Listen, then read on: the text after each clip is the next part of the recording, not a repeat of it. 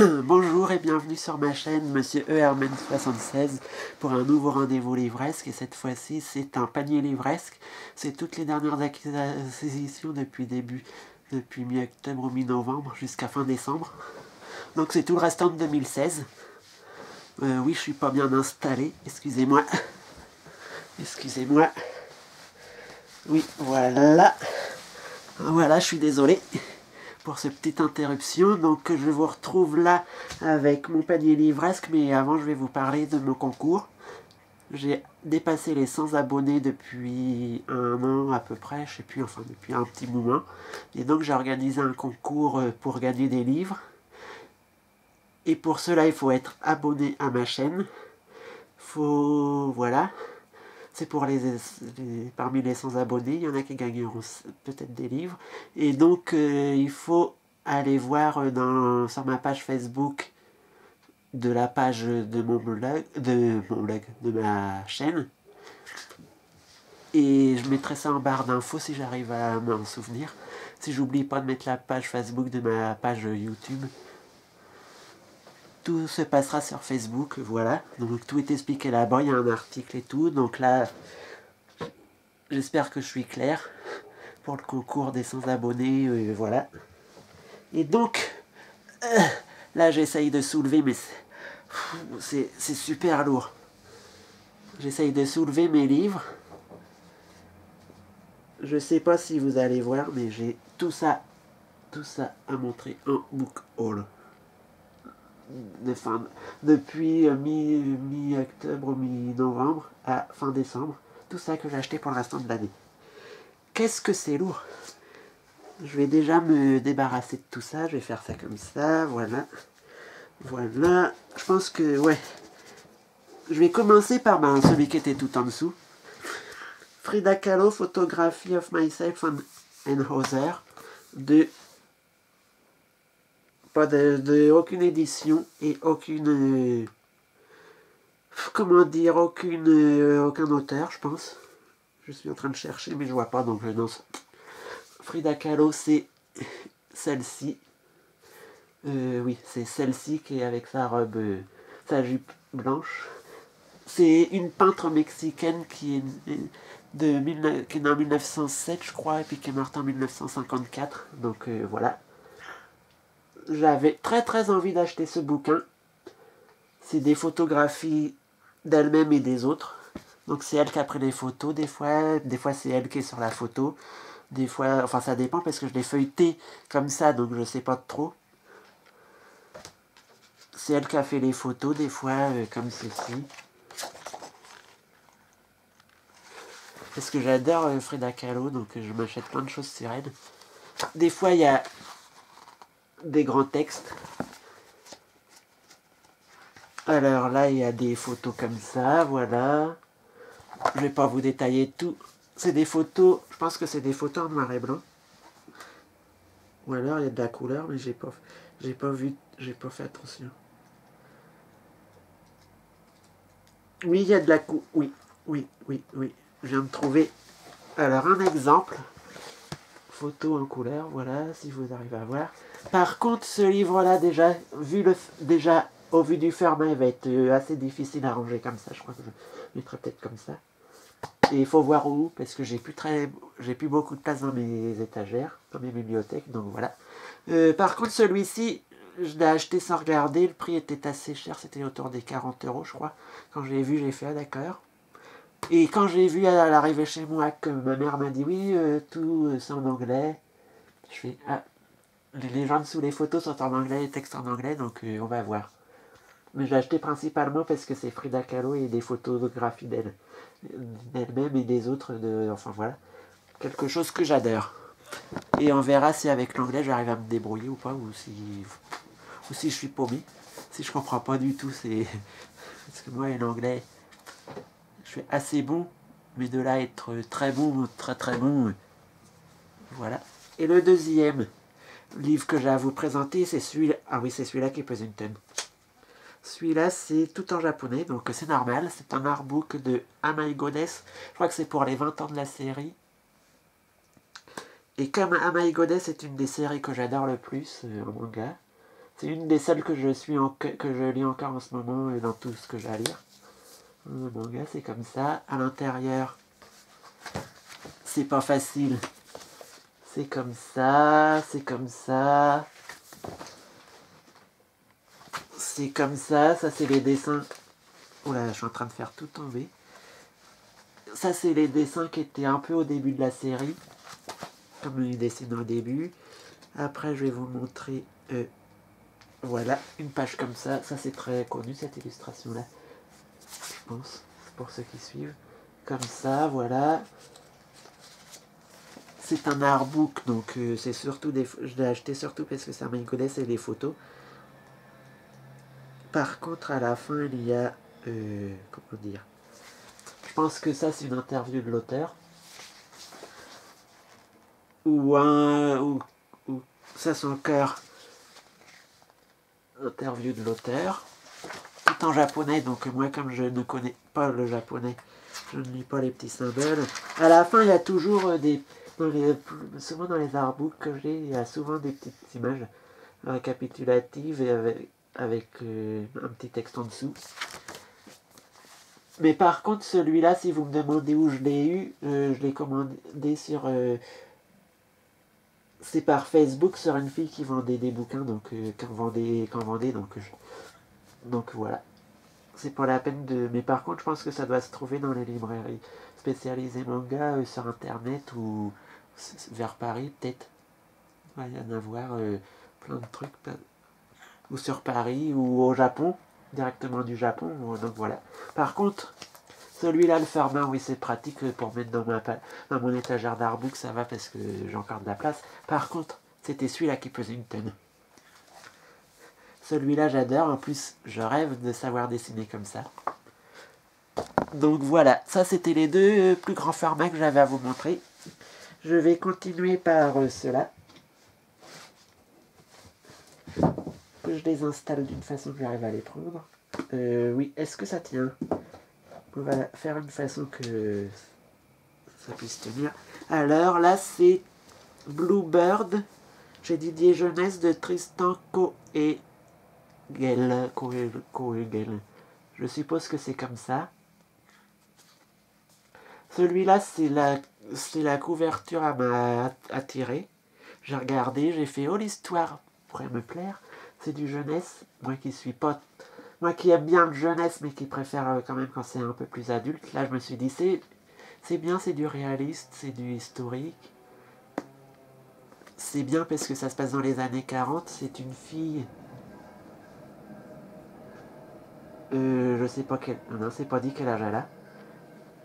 C'est une fille d'un musicien qui chante du blues dans le Mississippi, sur les routes du Mississippi, qui va tomber amoureuse d'Elwyn, et qui est un fils d'un Néerlandais, contremaître d'une maison de plantation. Donc voilà, je me réfère à ce qui est écrit derrière, dans les années 1940. Et donc, comme la fille est noire et le garçon est blanc, ça va être mal vu et ça va poser problème. Et voilà, et comment ils vont réussir à faire pour s'aimer. Voilà, je pense que c'est un peu comme ça. Et je me dis que, justement, ça sort du style de ce qu'on peut voir. C'est un noir avec une blanche, donc une blanche, un blanc avec une fille noire, donc je me dis, ça pourrait être que intéressant. Et en plus, comme c'est du réaliste, pourquoi pas. Ensuite, j'ai trouvé dans une autre librairie encore un livre que je ne connaissais pas, Eric Vogler. Ah non, c'est pas le même. J'ai cru que c'était le même. Et Béatrice Osé. Non, que je le refasse. Eric Vogler et les crimes du roi blanc de Béatrice Osé chez Hachette Roman. Donc c'est comme ça, j'adore la couverture. Comme ça, à l'intérieur, c'est écrit gros et il y a des dessins. Que je vous trouve... oui, chaque début de chapitre, il y a ça, un bout de l'échiquier, du jeu d'échecs. Je regarde s'il y a d'autres choses. Non, c'est tout. C'est l'histoire de Eric Vogler qui va aller dans une maison, je crois, parce que je me rappelle plus trop du résumé. Oui, il est new-yorkais et donc il s'en va chez sa grand-mère en Allemagne et il se passe des choses dans la maison de sa grand-mère. Des choses genre à se hanter, il y a un fantôme qui poursuit Eric, il trouve des pièces d'échecs partout, un peu partout, sur le passage d'où le fantôme serait passé. Et est-ce que ça serait celui d'une petite fille qui est morte dans le quartier ou pas? On sait pas. Ou je suppose moi que le fantôme, peut-être que ça serait pas un vrai fantôme, ça serait peut-être une vraie personne. Mais bon. Et donc il commence à mener son enquête. J'adore. Je me suis dit mais pourquoi je ne l'ai pas connu avant? C'est le style de truc avec d'histoire avec du mystère. J'adore. Les enquêtes, j'adore. Le style, comment dire, les enquêtes jeunesse, j'adore.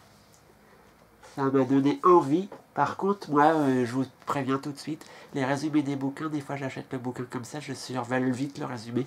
Je ne sais pas trop, donc il y a des fois quand je vais vous parler des bouquins, le résumé sera un peu confus, parce que je ne l'ai pas lu, ou des fois j'achète le bouquin, je l'ai pas lu du tout, ou alors je l'ai lu puis je me rappelle pas. Bon là c'est un livre qui est super connu pour les filles. S'il y en a qui ont acheté ça, enfin qui l'ont déjà lu, qui connaissent, voilà.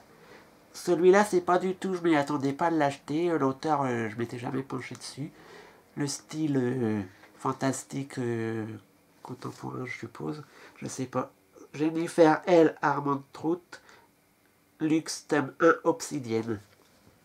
Je sais juste que c'est l'histoire d'une fille qui déménage dans un coin paumé de Virginie occidentale aux États-Unis. Et elle veut se faire des amis, donc je pense qu'elle va rencontrer un gars. Et il va s'arriver quelque chose entre la fille et le gars, parce que le gars il se laisse, il est froid et tout, je sais pas les distincts avec elle, enfin voilà, c'est ce que je...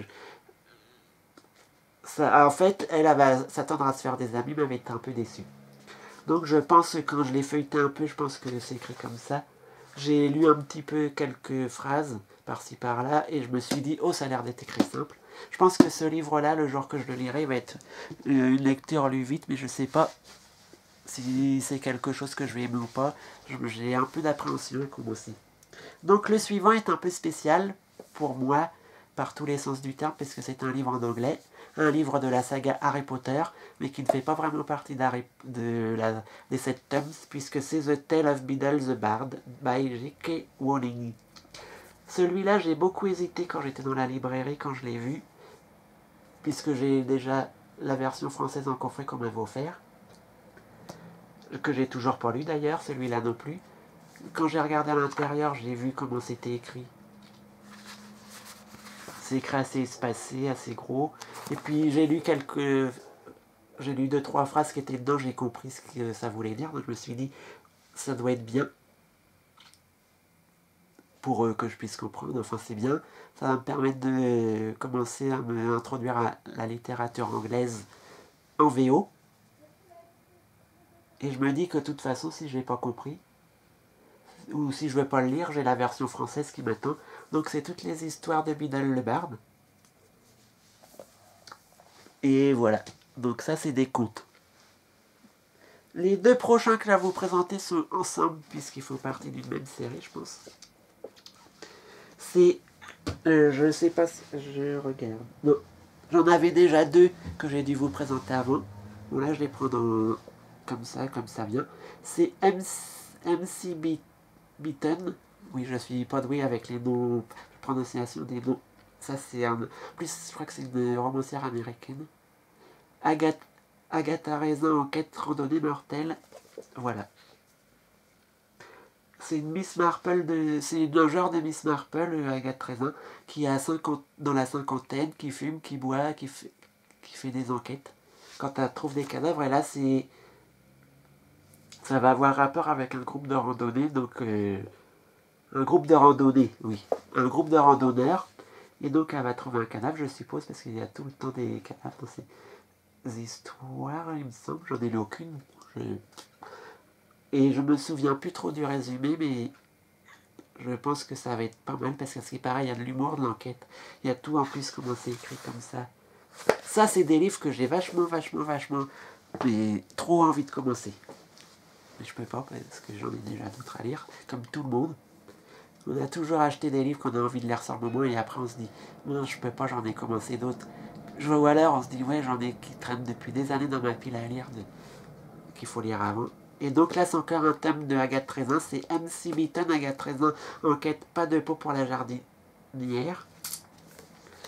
Donc voilà, ça va se passer lors d'un concours floral. Et les Agathe Trézin, pour ceux qui ne connaissent pas, ça se passe en Angleterre. Parce que Agathe Trézin, elle est anglaise, même si l'auteur est américaine. Voilà, ça n'empêche que elle va trouver une... Agathe Trézin elle va être mêlée, parce que je crois que c'est dans son village qu'il y a le concours floral. Elle va trouver une dame morte dans un pot de fleurs, dans un grand pot de fleurs comme ça, géant. Et donc, après, elle fait l'enquête. Et à la fin, je pense qu'elle trouve les coupables. Enfin, c'est moi qui devine. Je n'en sais rien. Ensuite, je vais prendre ceux qui étaient tout en dessous de la deuxième pile. Ce sont des livres que je connaissais parce que j'ai vu l'auteur, je connais un peu l'auteur. J'avais déjà lu un livre de cet auteur-là.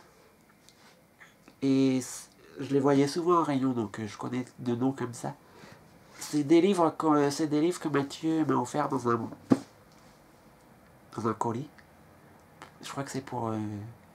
C'était quelle occasion? C'était pour Noël, je pense. Parce que j'étais dans sa liste de Noël, donc je crois que ça c'est pour Noël. Il faut que je commence par celui-là. C'est Pierre Pével, Au Royaume, tome 1, Le Chevalier, en version de page de Milady. Donc c'est du fantastique. Ils disent que c'est une épopée à mi-chemin entre le trône de fer et le comte de Monte Cristo. Je n'ai jamais lu le comte de Monte Cristo. Je crois que c'est Victor Hugo. Alexandre Dumas. Le comte de Monte Cristo, c'est Alexandre Dumas, mais le père ou le fils, je ne sais pas.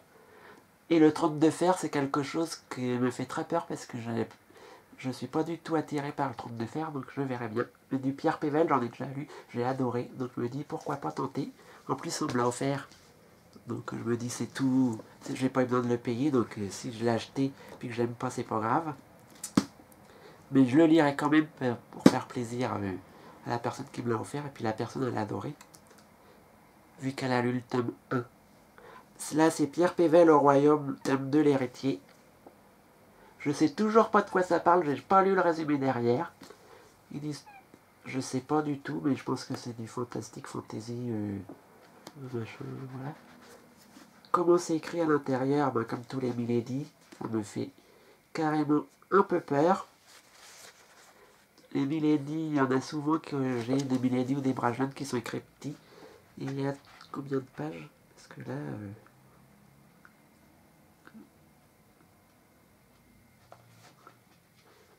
il y a presque 625... Il y a 625 pages dans le tome 2. Et le tome 1, il y a 623 pages. Ouais, j'appréhende de les lire parce que c'est pas le style que je préfère particulièrement. Je suis plus policier, mais ça, la personne ne pouvait pas deviner. Et donc, après, je prends celui-ci. Celui-ci, alors là, c'est un genre de livre que je n'ai jamais trop eu l'habitude de lire. Je crois que je l'ai lu que dans les deux tomes d'un manga chez Pika, de Grimm chez Pika. Là, c'est Grimm, conte, préface de Marthe Robert, chez Folio Classique. J'étais dans ma période... Ça, quand je l'ai acheté, c'était ma période où j'avais envie d'acheter des livres de contes. Je m'étais dit, les contes de Perrault, les contes de Grimm, les contes de Andersen, La Petite Sirène, pourquoi pas. J'ai regardé, j'ai trouvé ceux-là. Écrit comme ceci, donc c'est bien tassé, bien petit, donc... et comme c'est du Grimm, je me dis, est-ce que... Je crois que les contes de Grimm, c'est du 19e siècle, donc en Allemagne, donc je me dis, est-ce que le style sera facile à lire? Ou voilà. Et j'ai hâte de voir, parce que je crois qu'il y a Blanche-Neige, d'autres contes qu'on connaît un peu comme ça. J'ai hâte de voir la version d'origine des contes. Donc je me dis que celui-là, j'ai envie de le lire, mais pas tout de suite, il va attendre encore un petit moment. C'est pas ma priorité pour le moment. J'appréhende un peu le style de conte, je l'ai jamais lu. Après, c'est Le suivant l'avant-dernier que j'ai à vous proposer, c'est Collodi, les aventures de Pinocchio, les classiques de Push chez le livre de Push. Alors, les Collodi, déjà c'est italien. Les aventures de Pinocchio, ça se passe en Italie. Pinocchio, c'est le petit pantin qui, grâce à la fée bleue, devient un petit garçon. Et donc, c'est toutes ces aventures. Moi, j'ai vu, de Pinocchio, j'avais vu le Walt Disney, la série télé qui est en 2-3 épisodes. Donc, je connais par Walt Disney, mais là, j'aurai la version d'origine, la version originale. Et donc, je suis bien content. Plus celui-là, je me retiens de le commencer parce que j'ai trop envie de le lire. En plus, par contre, c'est écrit en 1883, donc c'est un peu style ancien, ça fait un peu style ancien. C'est des classiques, donc c'est pas mal. Ça va me cultiver encore plus, il y a des dessins. En plus, là, le livre, il est pas... Parce qu'à la fin, il y a des annexes en plus, il me semble, et puis au début, il y a une préface qui fait au moins ça, je sais plus. Enfin bon. Donc le texte est bien, et j'ai hâte de le lire. Celui-là, je me retiens de l'avoir commencé. Dès que je l'ai acheté, j'ai failli le commencer 2-3 jours après. Et donc, comme c'est un classique, c'est bien, ça me permettrait d'enrichir ma culture. Le dernier que je vais vous présenter, c'est Charles Portis. Désolé. Un chien dans les moteurs. La couverture, ouais, elle peut être jolie, beau, bœuf. Elle est assez spéciale, mais c'est pas... Mais le titre, c'est original, donc je pense que celui-là, de toute façon, avec les 10-18, je suis rarement déçu. C'est chez 10-18, oui, et puis c'est un livre, je crois que c'est un... Je crois que c'est un auteur américain derrière, oui, traduit de l'anglais, États-Unis, oui, c'est un auteur américain. C'est un contemporain je crois que c'est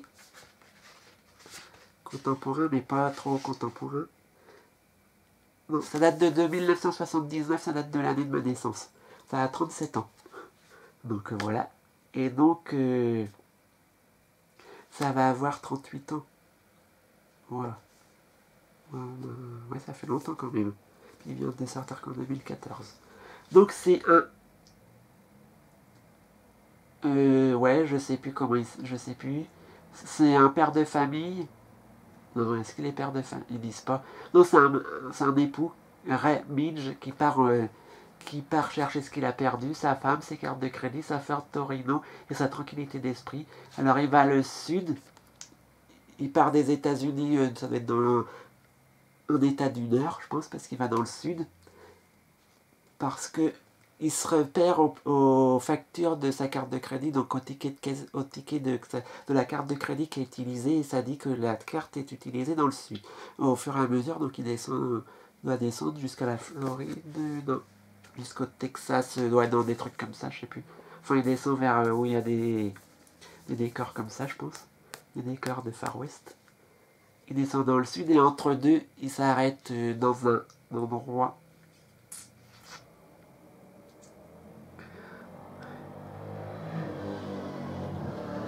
Voilà, il descend dans le sud. Oui, voilà. Il descend dans le sud jusqu'à l'Amérique centrale. Parce qu'à un moment, il trouve un médecin, le docteur Reo Simes, qui est une épave échouée. Enfin, c'est un médecin qui ne doit plus travailler, il doit être alcoolique, je sais pas. Enfin, voilà. C'est un peu un genre de clochard, ou pas de clochard, mais de comment des... Comment... Ah, de chômeur, voilà, enfin, qui fait rien au fond d'un parc à roulettes mexicain, et entre deux, ils vont faire un voyage jusqu'à ce que Ray Midge retrouve ce qu'il a à retrouver, je suppose. Et donc, celui-là, j'ai hâte de le lire. J'ai regardé comment c'est écrit à l'intérieur, c'est écrit comme ça. Ça a l'air d'être écrit assez simple, l'auteur a l'air d'avoir une plume facile. En plus, c'est écrit assez clair, le livre est assez souple. Les 10-18, de toute façon, je suis jamais déçu, donc voilà, je pense que ça sera très bien. Et donc, je vous refais voir tout ce que j'ai acheté, si j'arrive à le porter. Cher Artbook, Artbook de My Goodness, pourquoi es-tu aussi lourd? Je te déteste. Pour ton poids, mais je t'aime. Oh, je vous aime. Vous remplissez ma bibliothèque de bonheur. Regardez tout ce qu'il y a. Tout ce que j'ai pour la fin de l'année de 2016. Et donc, ce panier livresque de 2016, de fin 2016 est terminé. Je vous ai montré tous mes achats que j'ai fait en 2016, là, pour ceux que je me souvenais.